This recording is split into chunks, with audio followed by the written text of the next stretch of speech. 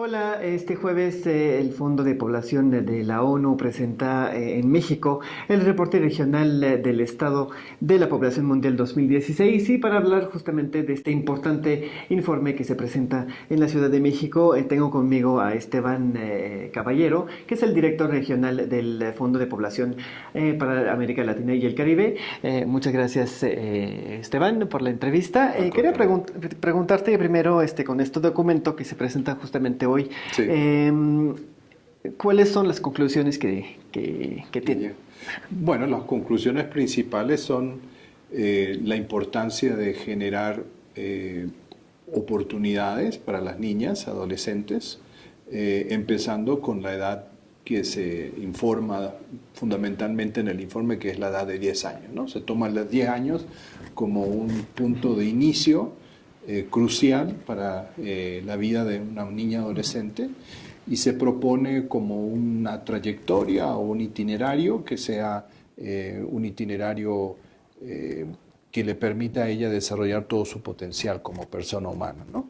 Y que durante lo largo de esa etapa haya una preocupación fundamental de la sociedad, el Estado, la comunidad, la familia, por la protección de sus derechos humanos y sus derechos a la educación, a la salud, etcétera.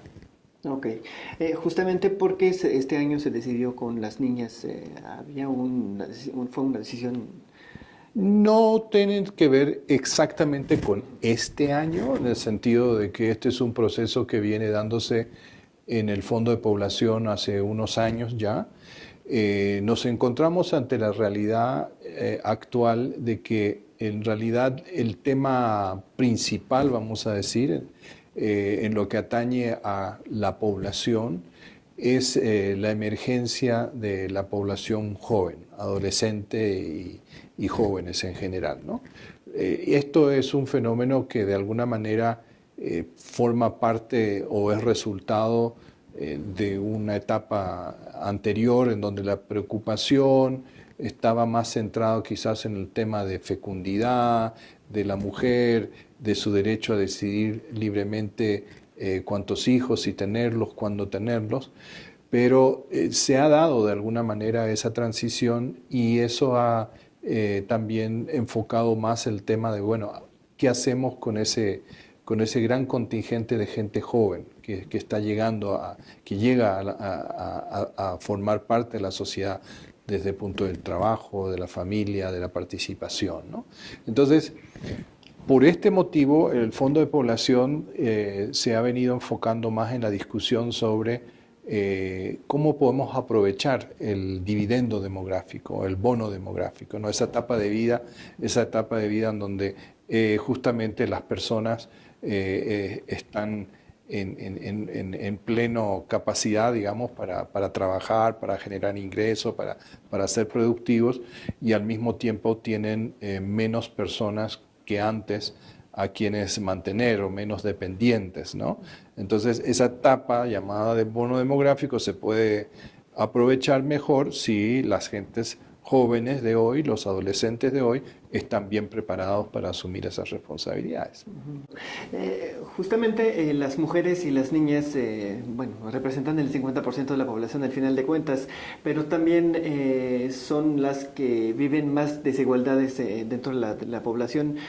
¿Cuáles son los hallazgos justamente que tienen en este reporte que tienen? Bueno, sí, el hallazgo, si se quiere, es que empezando a los 10 años, la niña se transforma o comienza su transformación en mujer, a ser mujer, ¿no? Con la pubertad, con el desarrollo físico, emocional que eso acarrea. En ese tránsito, todo cambia en términos de las relaciones que tiene en la familia, con la comunidad, con la escuela. Y empieza a ser tratada diferentemente a como era tratada cuando era niña. Esa diferencia, en algunos casos, en algunos países, puede involucrar situaciones que no son propicias para el desarrollo pleno de la niña.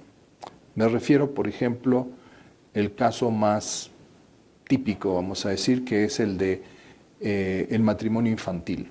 Llegada a una cierta edad, la niña puede ser esposada con un adulto mayor, por un arreglo tradicional entre familias que ocurre, no tanto en América Latina y el Caribe, pero que ocurre en otros países. Esta niña puede ser, en una sociedad muy patriarcal, excluida de la educación, no le dan importancia a su educación secundaria.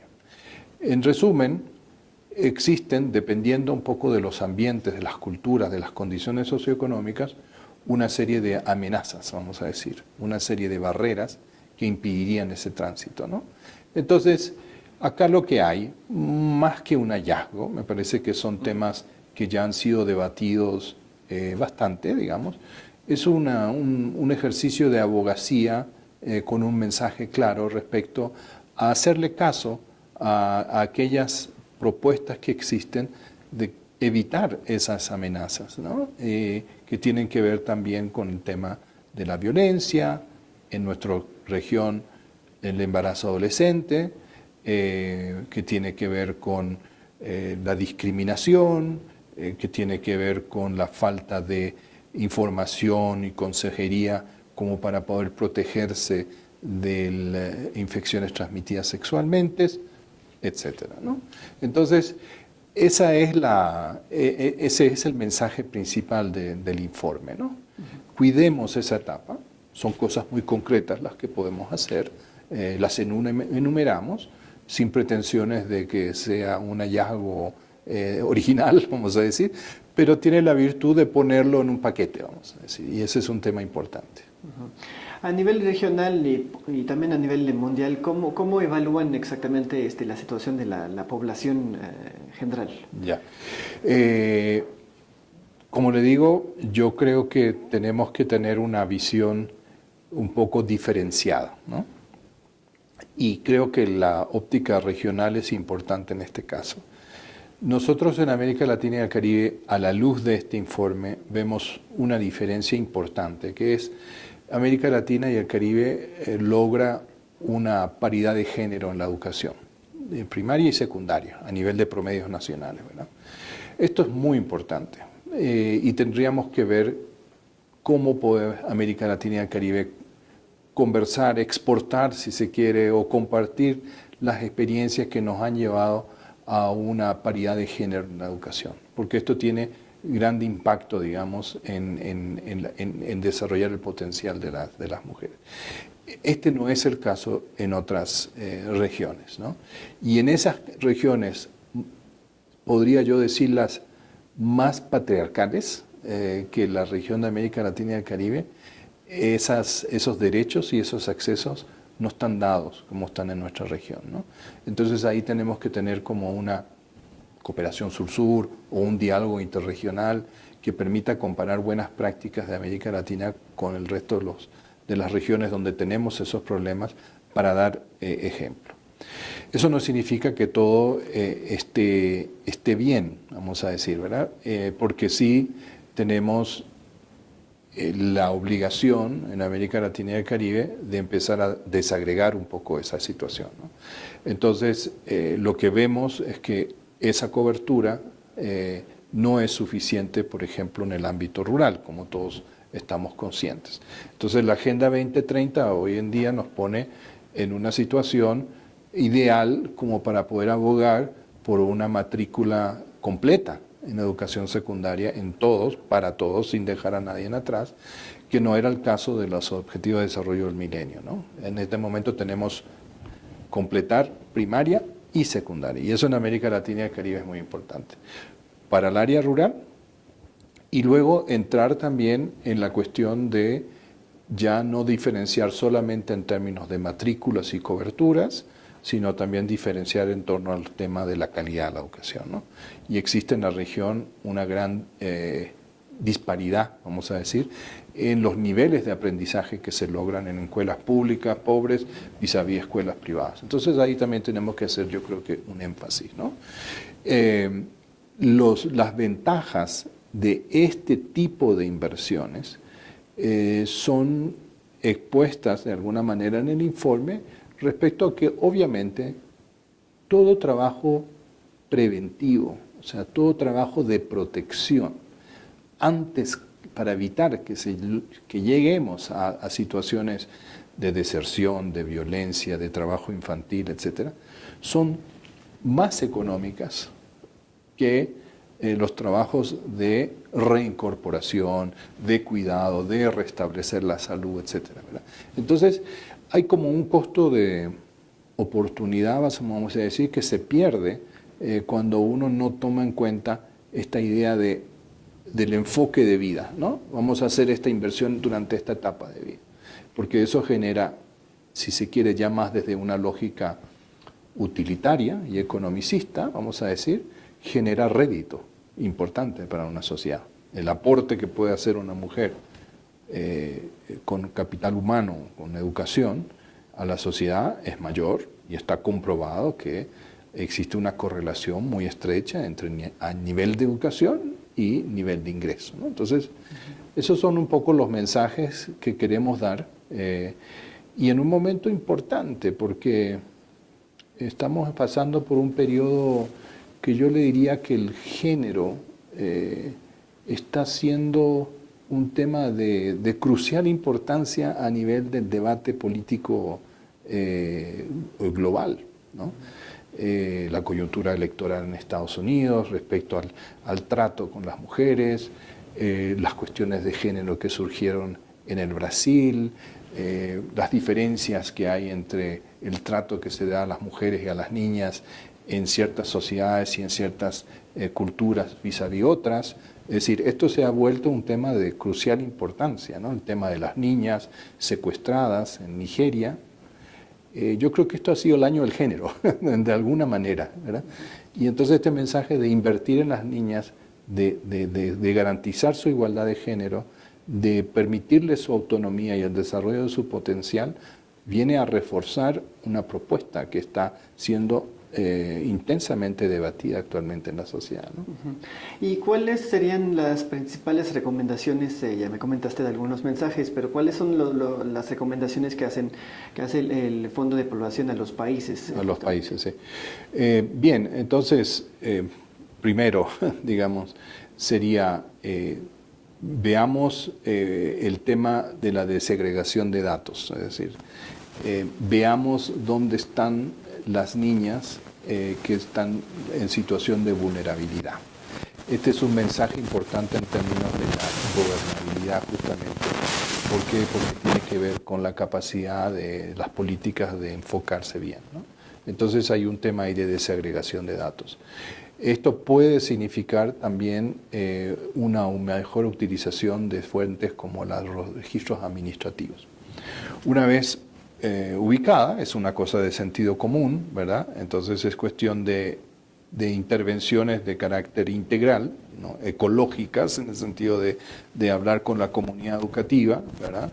De restablecer la matrícula completa para las niñas en la escuela, de entrenar a los colegios para que los currículums y el ambiente escolar sean un ambiente en el que se promueva la igualdad de género, incluir dentro de la currícula la educación para la sexualidad de calidad, hacer que existen vínculos entre la comunidad educativa y el centro de salud, de manera que haya información y consejería y servicios amigables para los adolescentes, hacer algunas reformas en términos de barreras legales que existen en términos de acceso a servicios, hacer que exista un sistema de prevención y protección contra la violencia, sobre todo la violencia doméstica, que suele ser la que afecta más a las niñas de 10 a 14 años, perdón. Estos son, digamos, elementos importantes, vamos a decir, que nos van asegurando ese itinerario. Que la niña tenga la posibilidad de conocer su cuerpo, que tenga una información adecuada respecto a la sexualidad, es importante porque eso le permite a ella no caer en una situación de embarazo precoz, ¿no? Elevar la edad de matrimonio a 18 años, impedir así el matrimonio temprano, y permitirle una extensión lo más posible a una educación terciaria. Esas son inversiones y pilares claves, digamos, de las propuestas. Como le digo, no es un paquete, no son ideas originales, pero es tener esa visión integral, que me parece a mí un mensaje importante, ¿no? Por supuesto.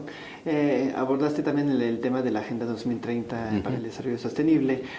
Justamente los colegas de la Comisión Económica para América Latina y el Caribe han mencionado varias veces que la región de América Latina es una de las más desigual en términos de población en el mundo, al final de cuentas. Y quería preguntarte justamente, para alcanzar la Agenda 2030, ¿qué se tiene que hacer justamente para que si la población haya más políticas más inclusivas también para la población? Correcto, correcto.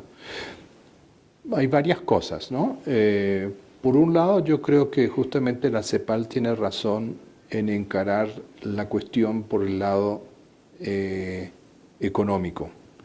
Es decir, tenemos que, por un lado, tener una política fiscal y un pacto fiscal que permita tener políticas de redistribución apropiadas para mantener las intervenciones de carácter de políticas sociales vigentes, ¿no? Y elevar la calidad de los servicios sociales básicos. Eso evidentemente se va a ver fortalecido si es que encontramos el camino para un crecimiento sostenido y sostenible en el tiempo, y que tiene mucho que ver con la diversificación de los mercados y las exportaciones. Y por otro lado está el otro mensaje que a mí me parece importante, que es el tema de la priorización del gasto público, ¿no? Y la eficiencia en la gestión social, en los programas de transferencia condicionada. Todos estos elementos son elementos macro que ayudan. Después yo te diría que hay elementos, digamos, de socioculturales y de adaptaciones que tienen que tener las políticas vis a vis ciertas poblaciones. Las poblaciones indígenas, las poblaciones afrodescendientes, las poblaciones rurales campesinas, las poblaciones en zonas urbanas marginales, ¿no? No puede ser un modelo de entrega de políticas que sea uniforme para todos, sino que tiene que haber ciertas adaptaciones. Eso implica, por un lado, innovaciones como las que se han dado en la salud materna, por ejemplo, con la atención de la salud materna con enfoque intercultural, permitiéndole a las mujeres el parto vertical, en algunas cosas el parto apropiado para ellas. Pero también tiene que ver con marcos actitudinales, ¿no? Nosotros venimos de una larga historia de discriminación y racismo de alguna manera, ¿no? Entonces también es una superación de esa larga historia de discriminación y racismo con una visión mucho más incluyente de la sociedad que acepte mucho más la diversidad que tiene América Latina y el Caribe, ¿no? Y luego te diría que es importante siempre el fundamental tema, digamos, es el de la generación de empleo. O sea, nuestra economía tiene que estar volcada a atender la realidad básica de que 80% del ingreso obtenido por los hogares es generado por el empleo, ¿no? Y entonces ahí tenemos un tema que tiene que ver con elevar el nivel de empleo decente, es decir, que tengamos la posibilidad en nuestra etapa de vida productiva de acumular ciertos beneficios y cierta protección social, que no es el caso y que afecta más que nada a las mujeres en ese sentido. Estas son cuestiones, digamos, gruesas, importantes, que pasan por la voluntad política, pero pasan también por inversiones en ciencia y tecnología, pasan por acuerdos de carácter legislativo, pasa por un trabajo concienzudo en términos del análisis de los gastos públicos. Eso es lo importante, ¿no? Vale, perfecto. Esteban Caballero, muchas gracias por esta entrevista. De nada, gracias a usted.